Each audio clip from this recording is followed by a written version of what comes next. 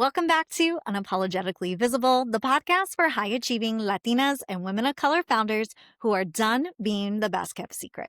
I'm your host, Christina Olivarez, award winning visibility and leadership coach, TEDx speaker, and founder and CEO of the Social Butterfly Gal and Hustle and Socialize. And today, it's all about the chisme. We grew up around it, but in the age of social media content and online personal branding, chisme gets taken up a notch. You think you know someone based off of what you see online on social media. When it comes to business, it's easy to automatically label someone and false perception. That's what this episode is going to be focused on today, being misunderstood as a visible leader. This episode is about the gap between your online persona and your real life identity. It's about how we as leaders navigate the projections people throw on us. I'm going to get real and raw with you because this topic has come up in my own journey within the city I've built my business in for the last 10 years.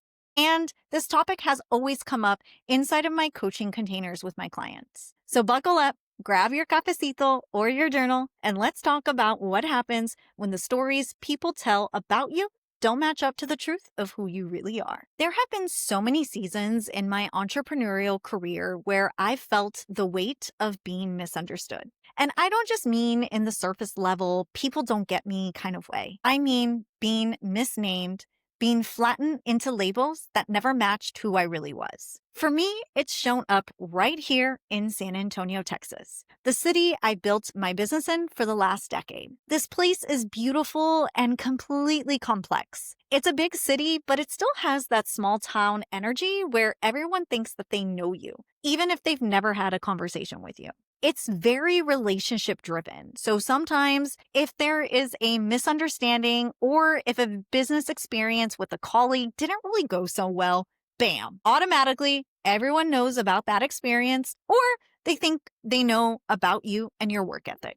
When you're a woman, Latina, especially when you're not born and raised in the city, knowing often turns into whispers and half-truths that move faster than anything you've ever actually said.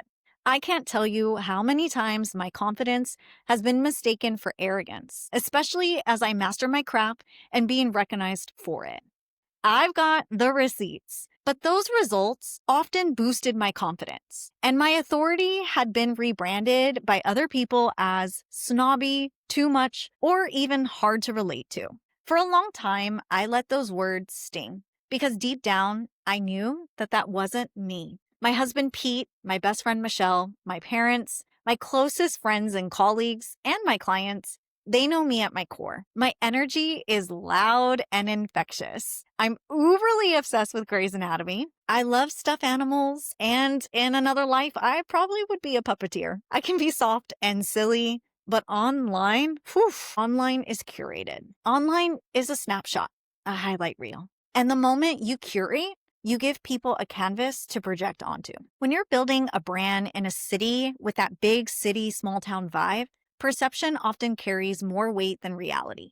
People think that they know the whole of you from a curated feed, a soundbite, or even a single interaction.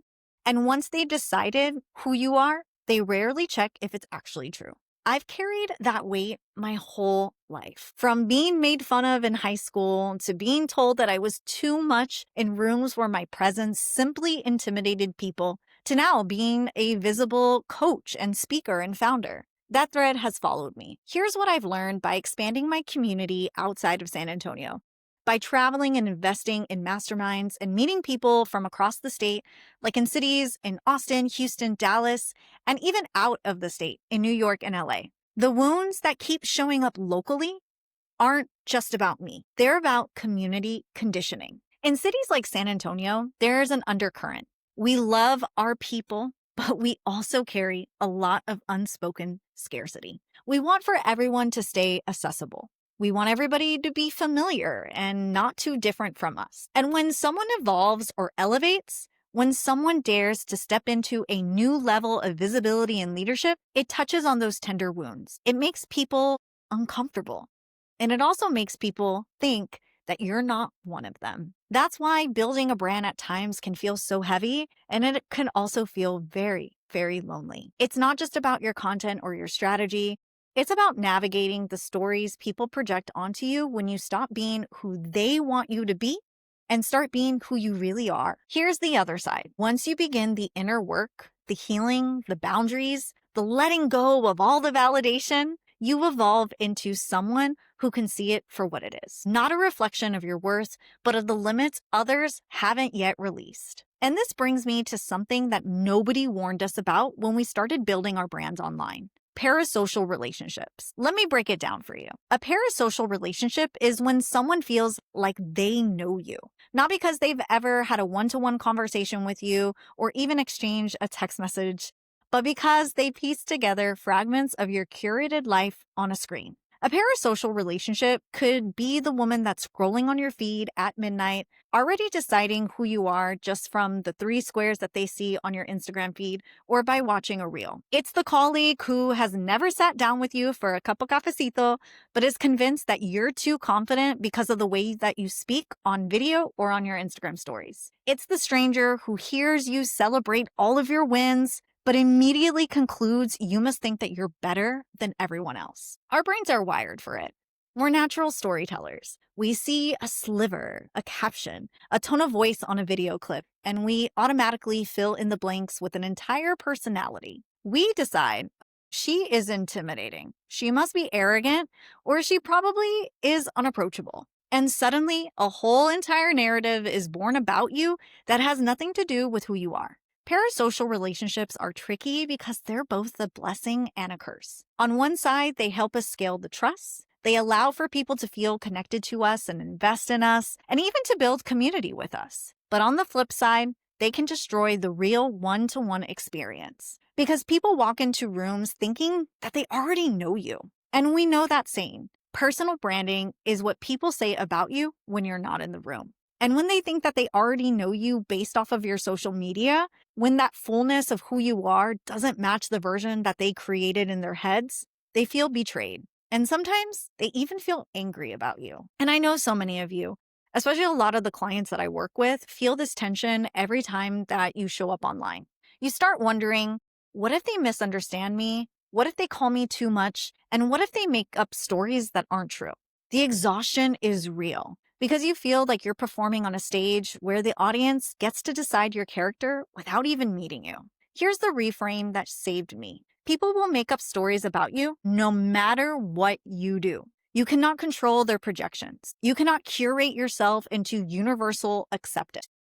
Your job is not to manage their stories. Your job is to own your voice, to let your message ring louder than any rumor that has ever said about you, to stand so firmly in your truth that their version of you fades into the background noise. In the early days of my career, I'd be honest with you, this stuff used to crush me. Every side comment, every whisper, or every projection would stick to me like Velcro. I wanted to be liked. I wanted to be accepted. And I wanted everyone to clap when I walked into the room or when I achieved a milestone. I really wanted to feel that validation from people who didn't even know me on a one-to-one level. And maybe you felt like that too. The ache in your chest when someone calls you too much, that temptation to water yourself down just so that you could belong, the tightness in your throat when you realize that visibility doesn't just bring opportunities, it brings judgment too. I've had to learn the hard way. Chasing validation is a losing game. You can bend yourself into a pretzel trying to please everyone, but the truth is, the more visible you become, the more you will be misunderstood. That's not failure. That's the cost of leadership.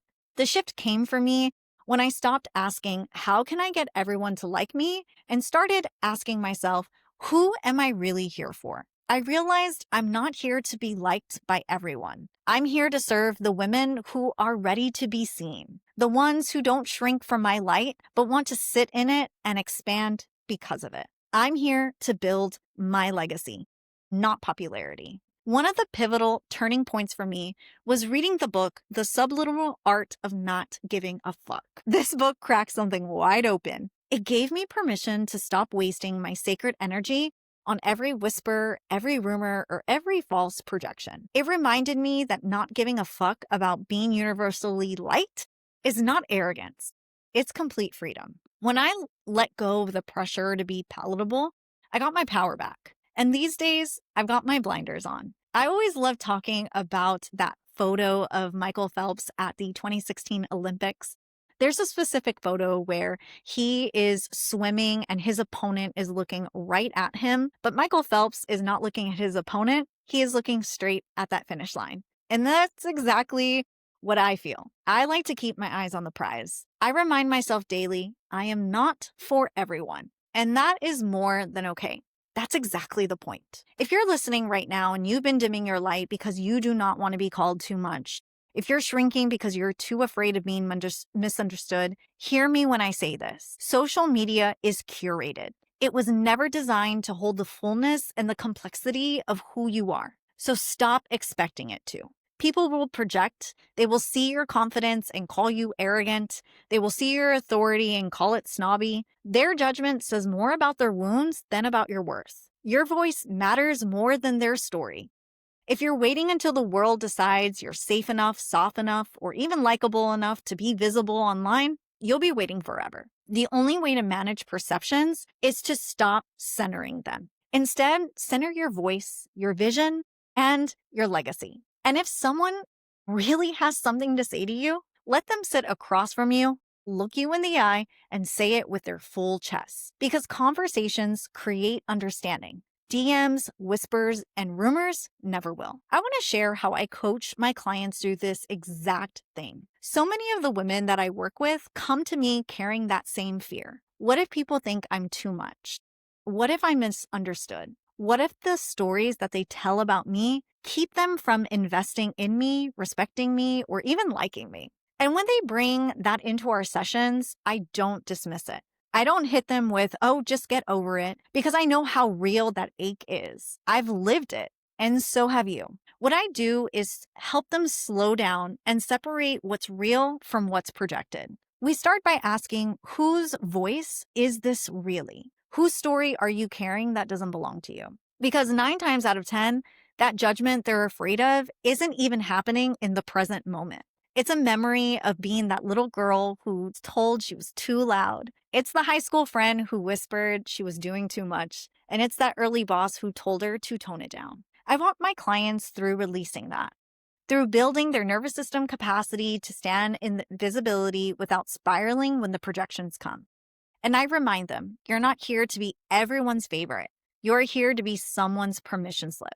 I'll give you an example. One of my clients told me she felt paralyzed every time she wanted to post, because in her head, she could already hear the comments of people saying she was bragging or being fake or showing off. And instead of giving her another posting strategy, we dug into it. I asked, what would it feel like to show up for the women who actually needs you instead of the ones who are constantly judging you in your head? That one question freed her. She stopped performing for the ghost audience of critics and started speaking directly to the woman she was meant to lead. And that shift was immediate. She booked more aligned clients. That's the work that I do with my clients. I don't just hand you a script for Instagram or tell you what hashtags to use. I walk you through the messy parts of being seen and the fears that live in your body, the stories that were planted in you before you even chose this path. And I help you rewrite them, so your brand, your leadership, and your visibility truly feel like home.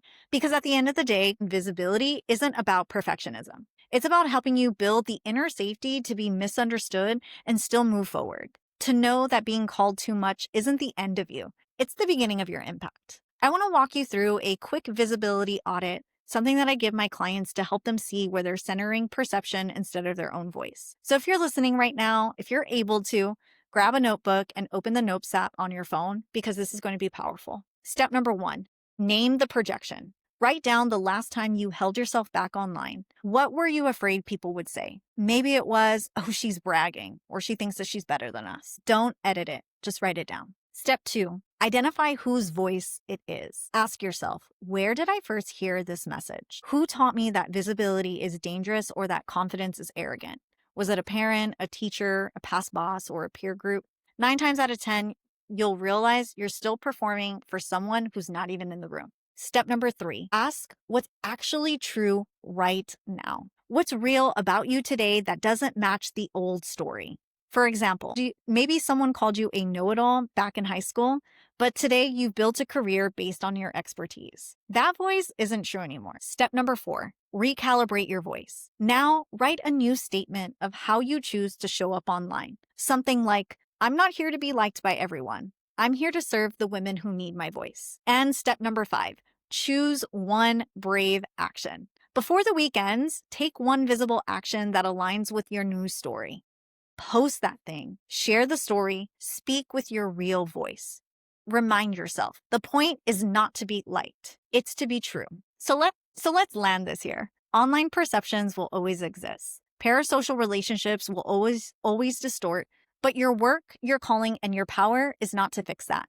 Your work is to be unapologetically visible in the truth of who you are. If you resonated with this episode, here's what I want you to do next. Subscribe and leave a review. That helps this podcast reach more women like us, women who were never meant to stay hidden, women who are meant to be highly visible leaders. Share this episode of who needs this reminder that she's not here to please everybody. And send me a DM on Instagram at the Social Butterfly Gal. Tell me your biggest reframe, your biggest breakthrough from today's conversation. If you're feeling the call to go deeper, to recalibrate your personal brand, visibility, and your leadership, I would love to support you through one-on-one coaching. Send me a DM and I'll personally walk you through what it looks like to step into your next season with clarity, confidence, and unapologetic authority. Remember this, you didn't come this far to play small. You came here to be unapologetically visible. I'll see you next week.